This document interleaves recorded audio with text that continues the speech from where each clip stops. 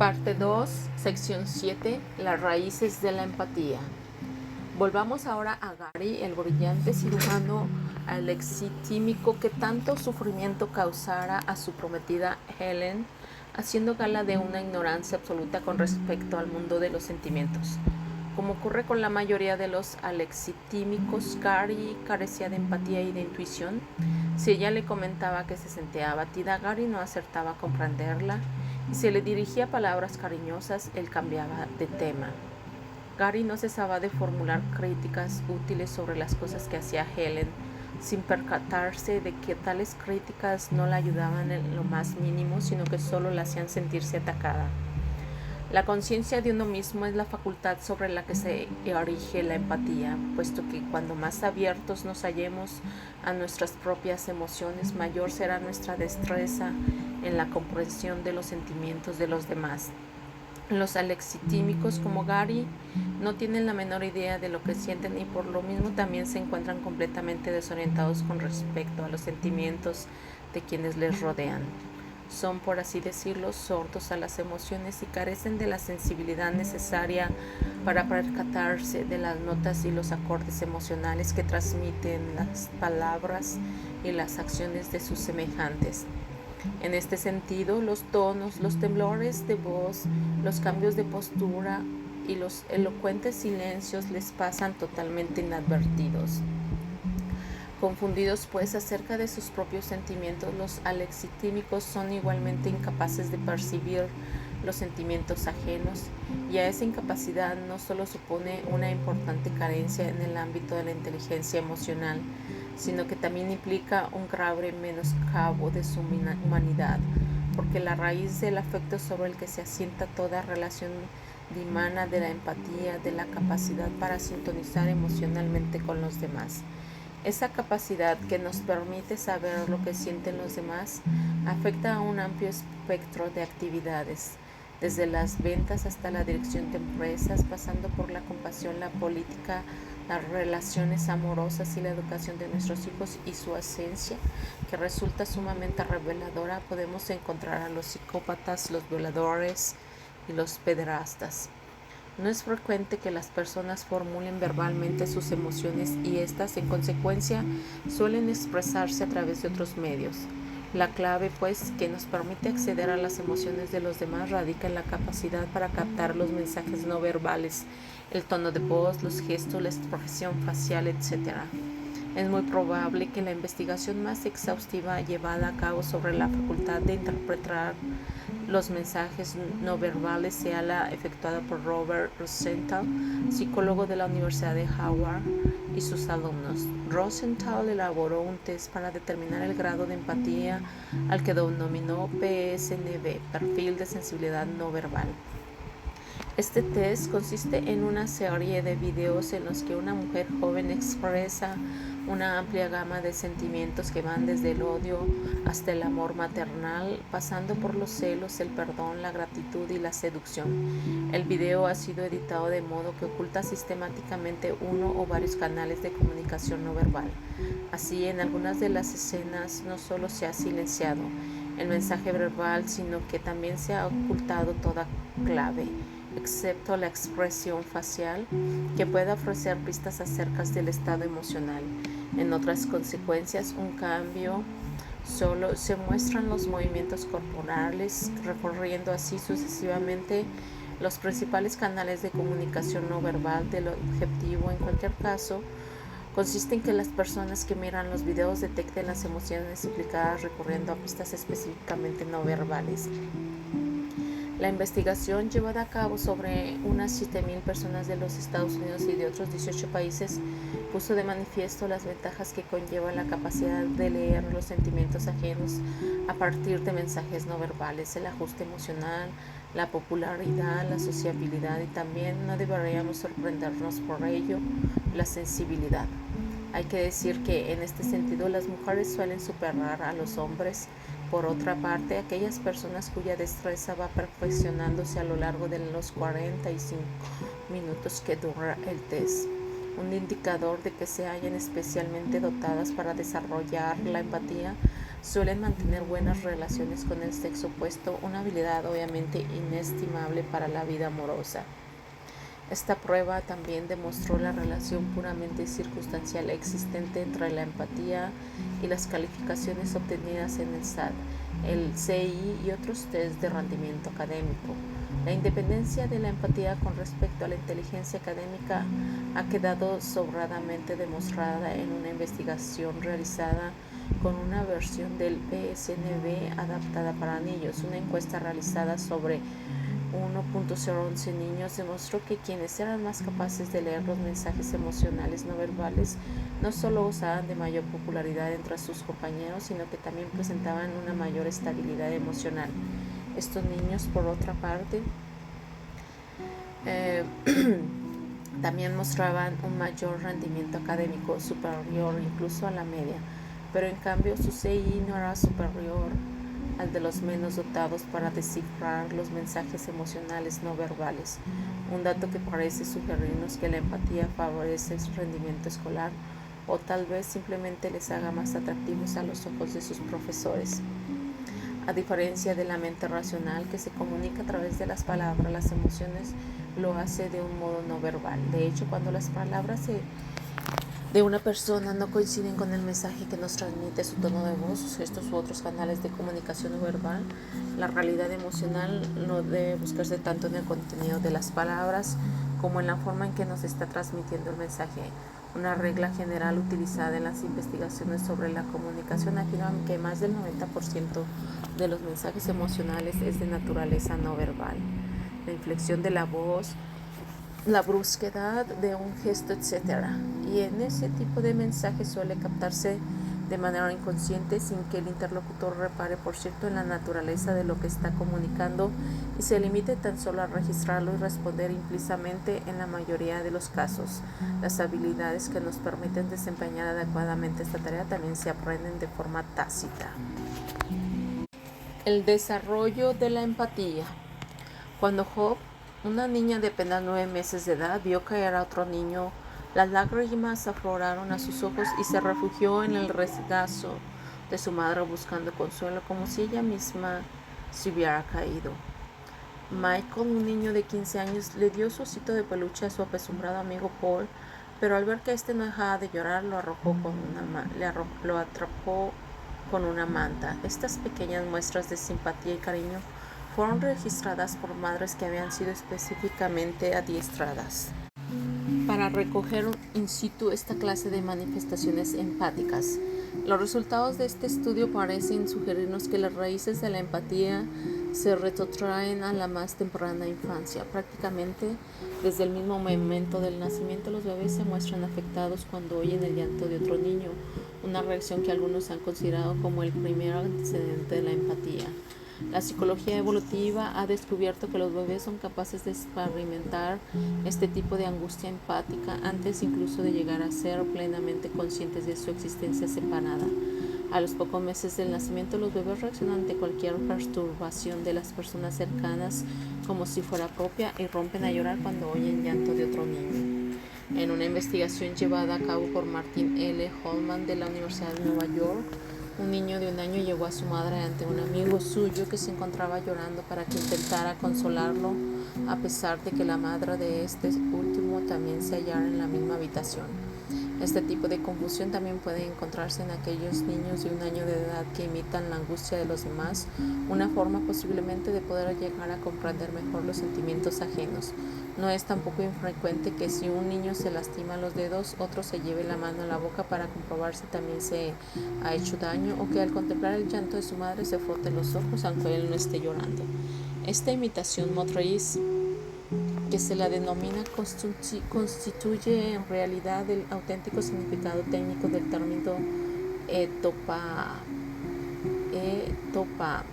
E-T-O-P-A-H-A, tal como lo definió por vez primera el psicólogo norteamericano Ebert Titchener en la década de los 20, una acepción ligeramente diferente al significado original del término griego emphateia, sentir dentro, la expresión utilizada por los teóricos de la estética para referirse a la capacidad de percibir la experiencia subjetiva de otra persona. Tishner sostenía que la empatía se deriva de una suerte de imitación física del sufrimiento ajeno con el fin de evocar idénticas sensaciones en uno mismo, y es por ello por lo que se ocupó de buscar una palabra distinta a simpatía, ya que podemos sentir simpatía por la situación general en que se halla una persona sin necesidad, en cambio, de compartir sus sentimientos. La imitación motriz de los niños desaparece alrededor de los 2 años y medio de edad, a partir del momento mismo en que aprenden a diferenciar el dolor de los demás del suyo propio, y en consecuencia se hallan más capacitados para consolarles. He aquí un episodio típico extraído del diario de una madre. El bebé de la vecina está llorando y Jenny se acerca a darle una galleta. Entonces lo sigue y también empieza a quejarse. A continuación trata de acariciarle el pelo, pero él la aparta. Finalmente el bebé se tranquiliza, pero Jenny sigue preocupada y continúa dándole juguetes y suaves palmaditas en la cabeza y los hombros. En este punto de su desarrollo, los niños pequeños comienzan a manifestar ciertas diferencias en su edad de experimentar los trastornos emocionales ajenos. Así pues, mientras que algunos, como Jenny, se muestran agudamente conscientes de las emociones, otros, por el contrario, parecen ignorarlas por completo. Una serie de estudios llevados a cabo por Mahan Radke y Carlin en el Instituto Mental demostró que buena parte de las diferencias existentes en el grado de empatía se hallan directamente relacionadas con la educación que los padres proporcionan a sus hijos. Según ha puesto de relieve esta investigación, los niños se muestran más empáticos cuando su educación incluye, por ejemplo, la toma de conciencia del daño que su conducta puede causar a otras personas.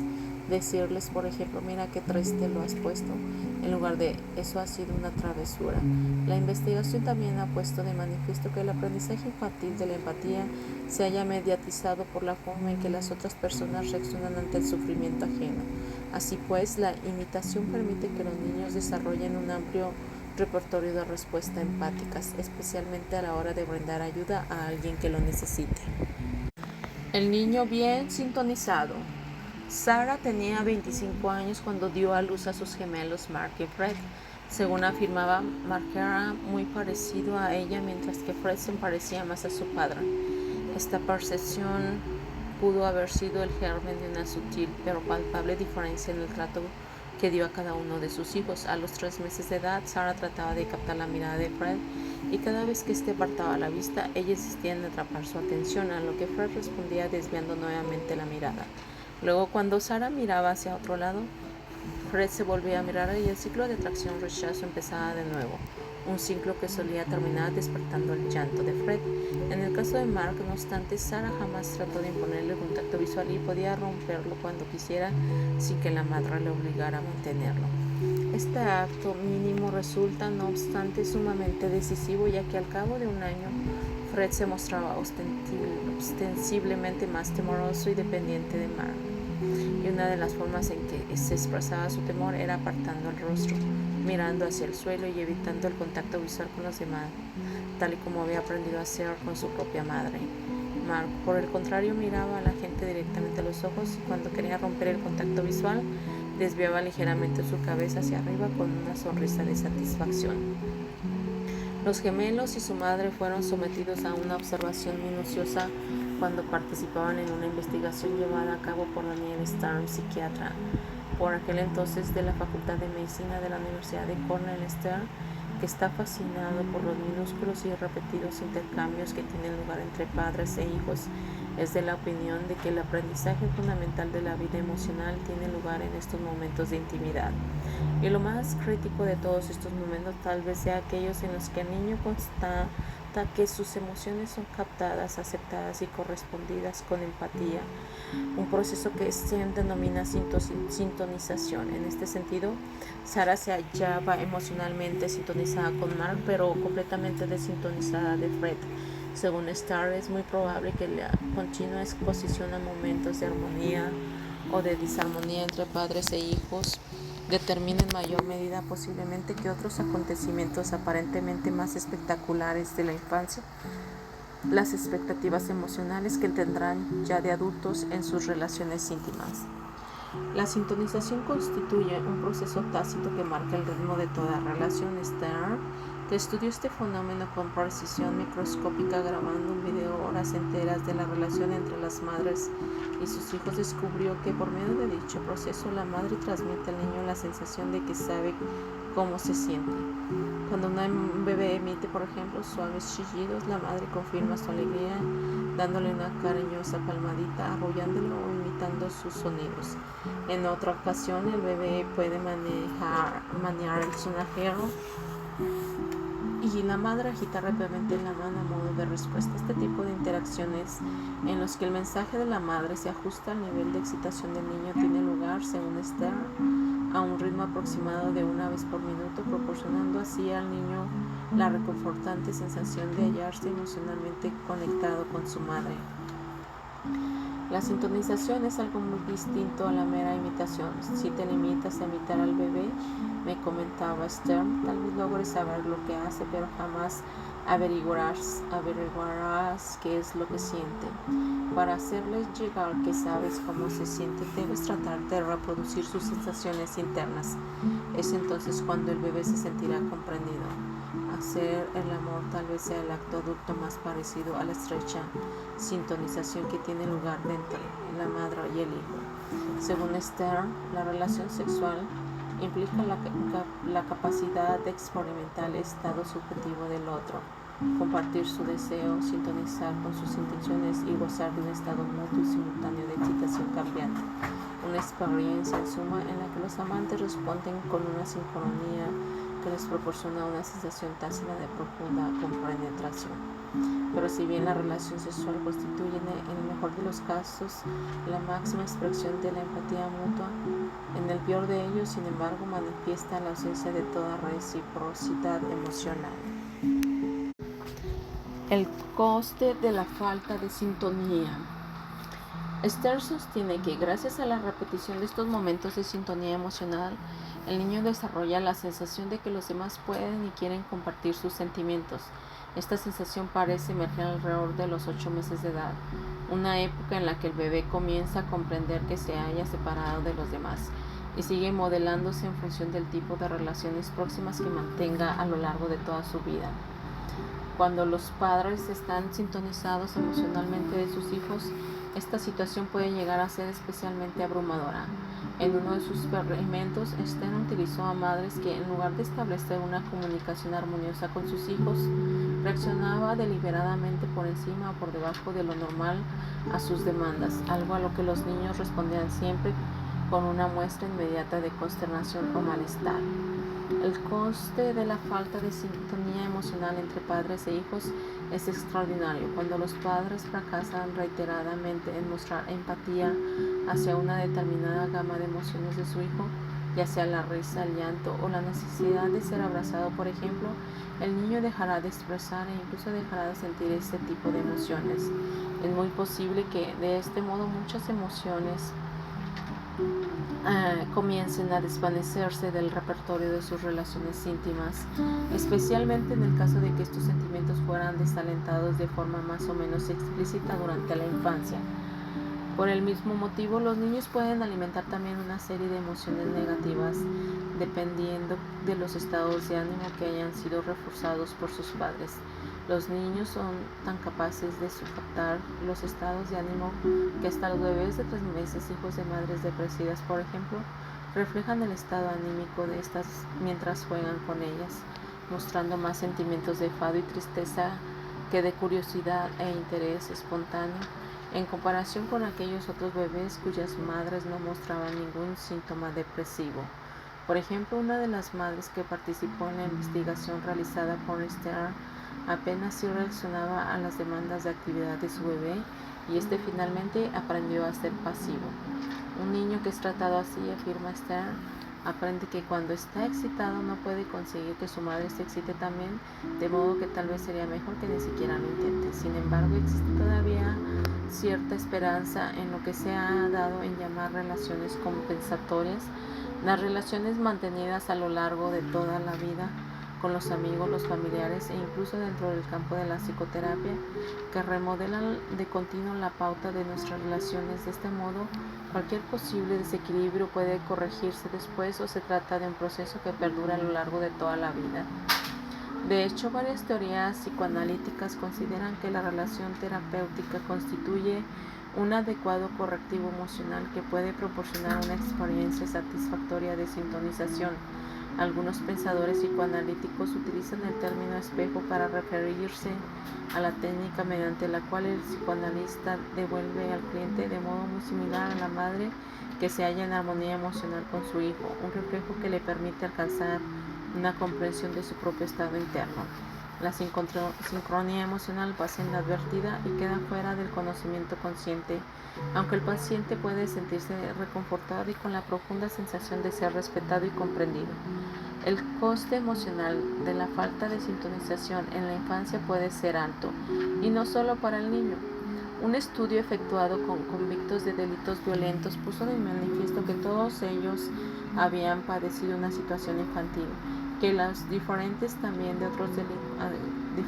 también de otros delincuentes, muy parecida, que consistía en haber cambiado constantemente de familia adoptiva o haber crecido en orfanatos, es decir, haber experimentado una seria orfandad emocional o haber gozado de muy pocas oportunidades de experimentar la sintonía emocional. El descuido emocional ocasiona una torpe empatía, pero el abuso emocional intenso y sostenido, es decir, el trato cruel, las amenazas, las humillaciones y las mezquindades, provoca un resultado paradójico. En tal caso, los niños que han experimentado estos abusos pueden llegar a mostrarse extraordinariamente atentos a las emociones de quienes les rodean, un estado de alerta postraumática ante los signos que impliquen algún tipo de amenaza. Esta preocupación obsesiva por los sentimientos ajenos es típica de aquellos niños que han padecido abusos psicológicos, niños que al llegar a la edad adulta mostrarán una volubilidad emocional que puede llegar a ser diagnosticada como trastorno borderline de la personalidad. Muchas de estas personas están especialmente dotadas para percatarse de lo que sienten quienes les rodean, y es bastante común comprobar que durante la infancia han sido objeto de algún tipo de abuso emocional. La neurología de la empatía. Como suele suceder en el campo de la neurología, los informes sobre casos extraños o poco frecuentes proporcionan claves muy importantes para sentar los fundamentos cerebrales de la empatía. Un informe de 1975, por ejemplo, revisaba varios casos de pacientes que habían sufrido lesiones en la región derecha del lóbulo frontal y que presentaban la curiosa deficiencia de ser incapaces de captar el mensaje emocional contenido en los tonos de voz, aunque sí eran capaces de comprender perfectamente el significado de las palabras. Para ellos no existía ninguna diferencia entre un gracias sarcástico, neutral o sincero. Otro informe publicado en 1979, por el contrario, hablaba de pacientes con lesiones en regiones distintas del hemisferio cerebral derecho que manifestaba otro tipo de deficiencias en la percepción de las emociones. En este caso se trataba de pacientes incapaces de expresar sus propias emociones a través del tono de voz o del gesto. Sabían lo que sentían, pero eran simplemente incapaces de comunicarlo. Según apuntan los investigadores, estas regiones corticales del cerebro están estrechamente ligadas al funcionamiento del sistema límbico. Estos estudios sirvieron de base para un artículo pionero escrito por Leslie Brothers, psiquiatra del Instituto Tecnológico de California, que versaba sobre la biología de la empatía. Su revisión de los diferentes hallazgos neurológicos y los estudios comparativos realizados sobre animales le llevó a sugerir que la amígdala y sus conexiones con el área visual del córtex constituyen el asiento cerebral de la empatía.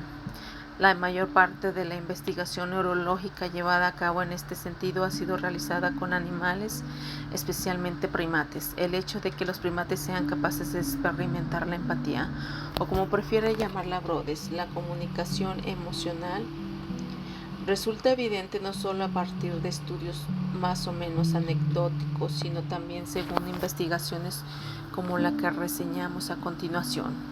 En este experimento, se adiestró a varios monos rhesus a emitir una respuesta anticipada de temor ante un determinado sonido, sometiéndoles a una descarga eléctrica inmediatamente después de escucharlo. Los monos tenían que aprender a evitar la descarga empujando una palanca cada vez que oían el sonido. Luego se dispuso a los simios por parejas en jaulas separadas, cuya única comunicación posible era a través de un circuito cerrado de televisión que solo les permitía ver una imagen del rostro de su compañero. De este modo, cada vez que uno de los monos escuchaba el sonido que anticipaba la descarga, su cara reflejaba el miedo, y en el momento en que el otro mono veía ese semblante, evitaba la descarga empujando la palanca. Todo un acto de empatía, por no decir de altruismo. Una vez que se comprobó que los primates son capaces de leer las emociones en el rostro de sus semejantes, los investigadores introdujeron largos y finos electrodos en sus cerebros para detectar el menor indicio de actividad de determinadas neuronas. Los electrodos insertados en las neuronas del córtex visual y de la amígdala mostraban que cuando un mono veía el rostro del otro, la información afectaba en primer lugar a las neuronas del córtex visual y posteriormente a las de la amígdala. Este es el camino normal que sigue la información emocionalmente más relevante. Pero el descubrimiento más sorprendente de esta investigación fue la identificación de determinadas neuronas del córtex visual que clínicamente parecen activarse en respuesta a expresiones faciales o gestos concretos, como una boca amenazadoramente abierta, una mueca de miedo o una inclinación de sumisión. Y estas neuronas son distintas a aquellas otras situadas en la misma zona que permiten el reconocimiento de los rostros familiares. Esto podría significar que el cerebro es un instrumento diseñado para reaccionar ante expresiones emocionales concretas, o dicho de otro modo, que la empatía es un imponderable biológico. Según Brodes, otra investigación en la que se sometió a observación a un grupo de monos en estado salvaje a los que se habían seleccionado las conexiones existentes entre la amígdala y el córtex demuestra el importante papel que desempeña la vía amigdalocortical en la percepción y respuesta ante las emociones. Cuando fueron devueltos a su manada, estos monos seguían siendo capaces de desempeñar tareas ordinarias como alimentarse o subirse a los árboles, pero habían perdido la capacidad de dar una respuesta emocional adecuada a los otros miembros de la manada. La situación era tal que llegaban incluso a oír cuando otro mono se les acercaba amistosamente y terminaban viviendo aislados y evitando todo contacto con el grupo.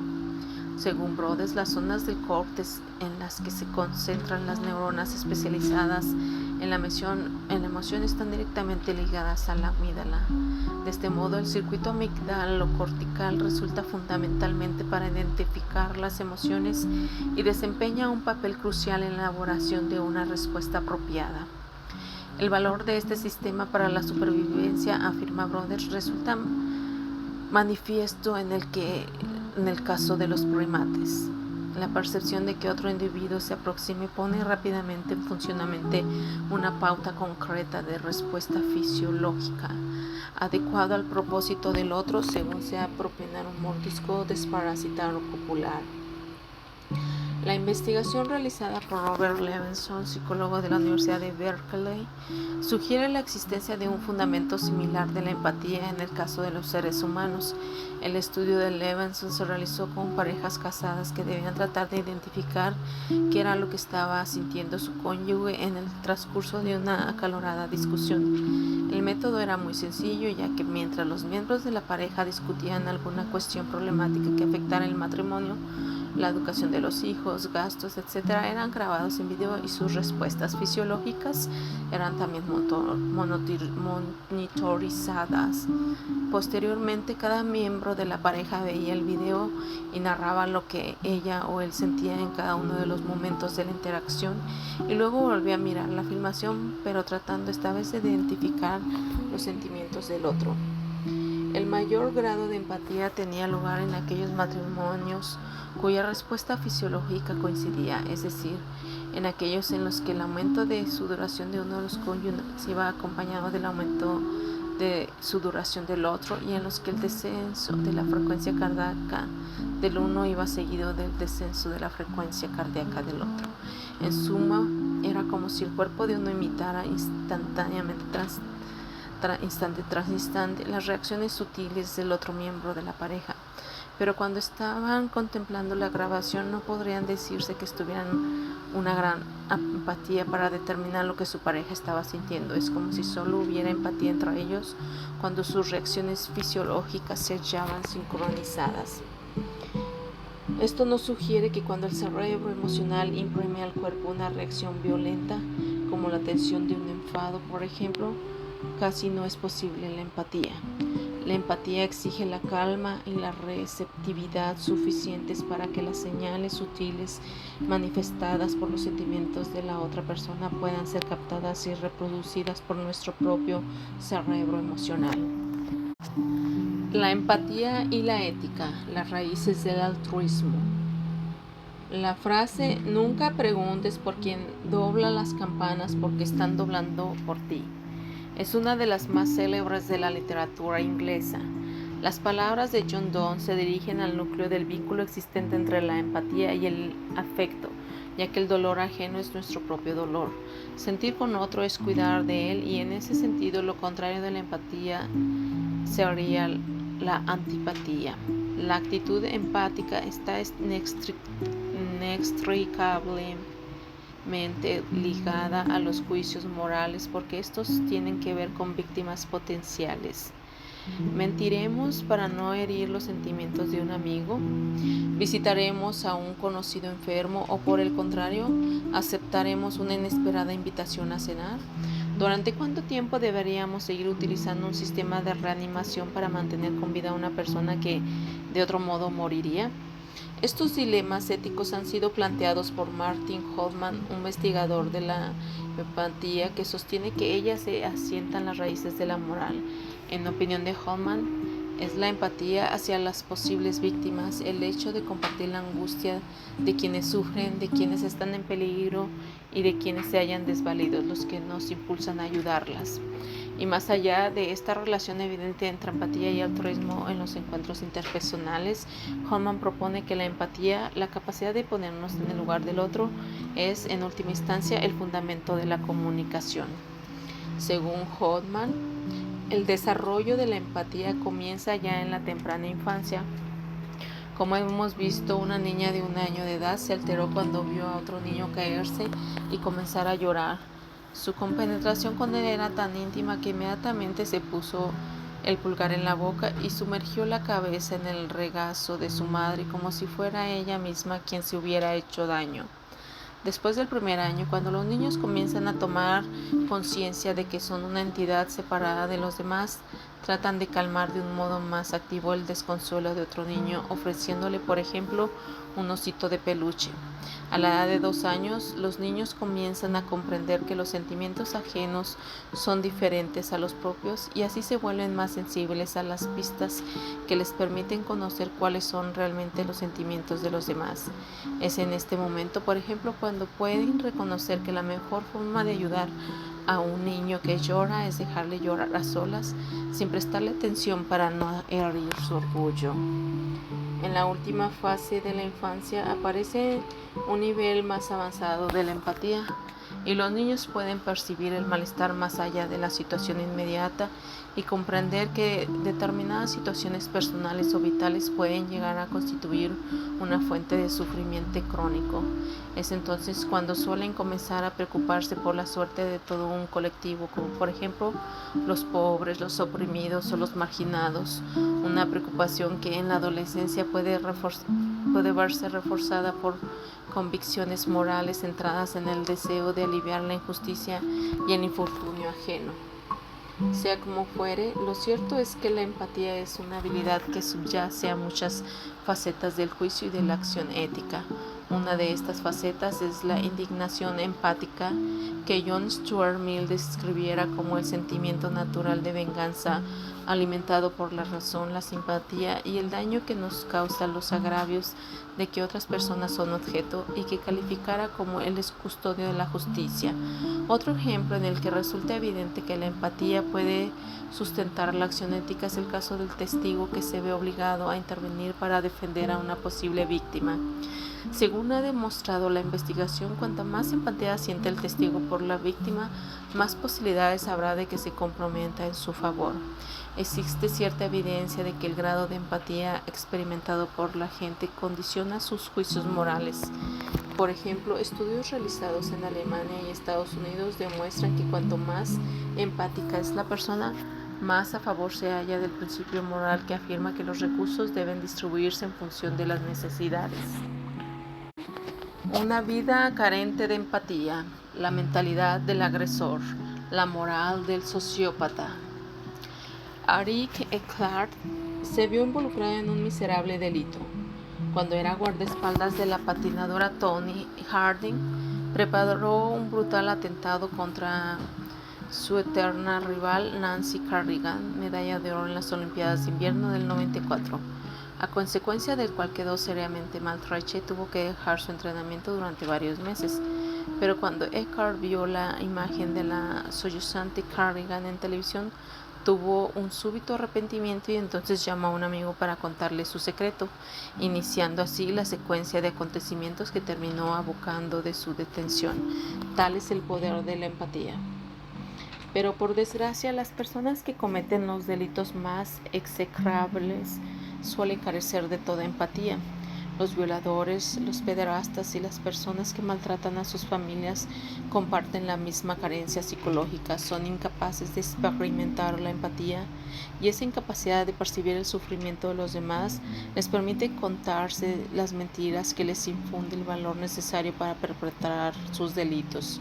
En el caso de los violadores, estas mentiras tal vez adopten la forma de pensamientos como: a todas las mujeres les gustaría ser violadas, o el hecho de que se resista solo quiere decir que no le gusta poner las cosas fáciles. En este mismo sentido, la persona que abusa sexualmente de un niño quizás se diga algo así como: yo no quiero hacerle daño, solo estoy mostrándole mi afecto, o bien esta es simplemente otra forma de cariño. Por su parte, el padre que pega a sus hijos posiblemente piense: esta es la mejor de las disciplinas. Todas las justificaciones expresadas por personas que han recibido tratamiento por las conductas que acabamos de reseñar son las excusas que se repiten cuando violentan a sus víctimas o se preparan para hacerlo.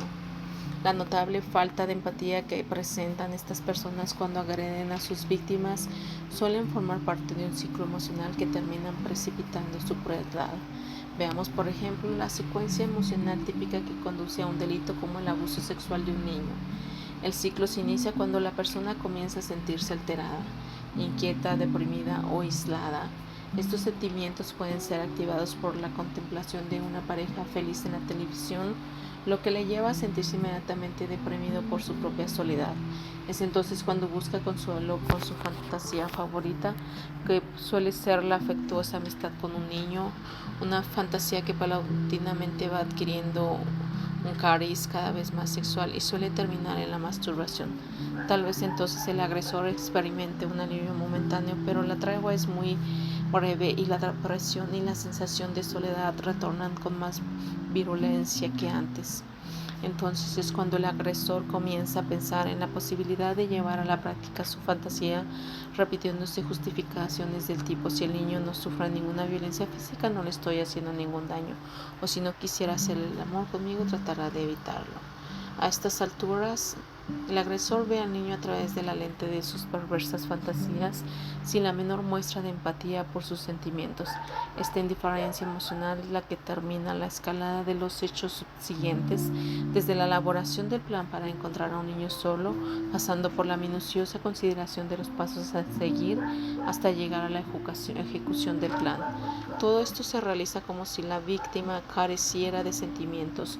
Muy al contrario, el agresor no percibe sus verdaderos sentimientos: asco, miedo y rechazo, porque en caso de hacerlo podría llegar a arruinar sus planes, y en cambio proyecta la actitud cooperante de la víctima. La falta de empatía es precisamente uno de los focos principales en los que se centran los nuevos tratamientos diseñados para la rehabilitación de esta clase de delincuentes.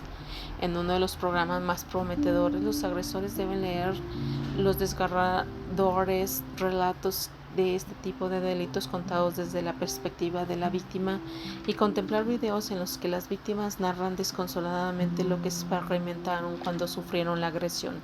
Luego el agresor tiene que escribir acerca de su propio delito, pero poniéndose esta vez en el lugar de la víctima, y por último debe representar el episodio en cuestión desempeñando ahora el papel de la víctima. En opinión de William Peters, psicólogo de la prisión de Vermont, que ha desarrollado esta terapia de cambio de perspectiva, la empatía hacia la víctima transforma la percepción hasta el punto de impedir la negación del sufrimiento, incluso a nivel de las propias fantasías, fortaleciendo así la motivación de los hombres para combatir sus perversas urgencias sexuales. La proporción de agresores sexuales que después de pasar por este programa en prisión residían era la mitad de las quienes no se sometieron al programa. Si falta esta motivación empática, las otras fases del tratamiento no funcionarán adecuadamente. Pero si son pocas las esperanzas de infundir una mínima sensación de empatía en los agresores sexuales de los niños, menos todavía lo son en el caso de otro tipo de criminales, como los psicópatas, a los que los recientes diagnósticos psiquiátricos denominan sociópatas. El psicópata no solo es una persona aparentemente encantadora, sino que también carece de todo remordimiento ante los actos más crueles y despiadados. La psicopatía, la incapacidad de experimentar empatía o cualquier otro tipo de compasión, o cuanto menos remordimientos de conciencia, es una de las deficiencias emocionales más desconcertantes. La explicación de la frialdad del psicópata parece residir en su completa incapacidad para establecer una conexión emocional profunda. Los criminales más despiadados, los asesinos sádicos múltiples que se deleitan en el sufrimiento de sus víctimas antes de quitarles la vida, constituyen el epítome de la psicopatía. Los psicópatas también suelen ser mentirosos impedinentes, dispuestos a manipular clínicamente las emociones de sus víctimas y a decir lo que sea necesario con tal de conseguir sus objetivos.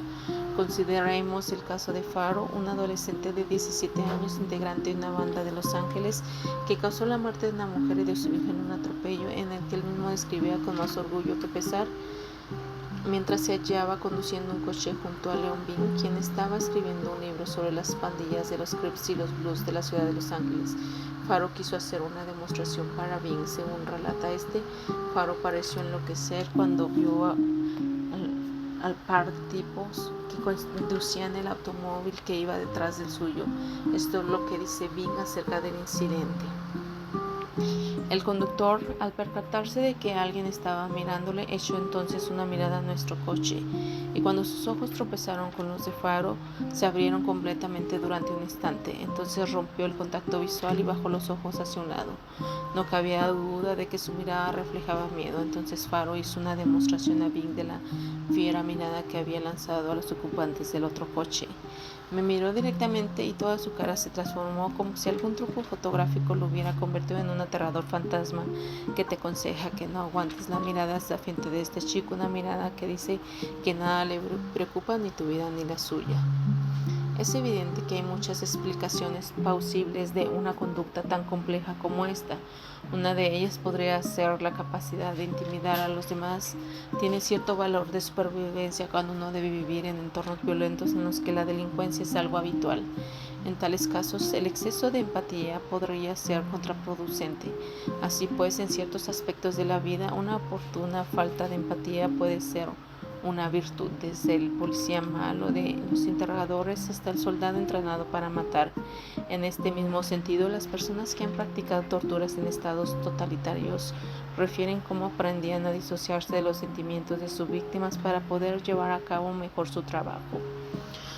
Una de las formas más detestables de falta de empatía ha sido puesta de manifiesto accidentalmente por una investigación que reveló que los maridos que agreden físicamente o incluso llegan a amanecer con cuchillo o pistolas a sus esposas se hallan aquejados de una grave anomalía psicológica, ya que en contra de lo que pudiera suponer, estos hombres no actúan cegados por un arrebato de ira, sino en un estado frío y calculado, y lo que es más Esta anomalía era más patente a medida que su cólera aumentaba y la frecuencia de sus latidos cardíacos disminuía en lugar de aumentar, como suele ocurrir en los excesos de furia, lo cual significa que cuanto más beligerantes y agresivos se sienten, mayor es su tranquilidad fisiológica. Su violencia, pues, parece ser un acto de terror calculado, una forma de controlar a sus esposas sometiéndolas a un régimen de terror. Los maridos que muestran una crueldad brutal constituyen un caso aparte entre los hombres que maltratan a sus esposas. Como norma general, también suelen mostrarse muy violentos fuera del matrimonio, suelen buscar pelea en los bares o están continuamente discutiendo con su compañero de trabajo y sus familiares.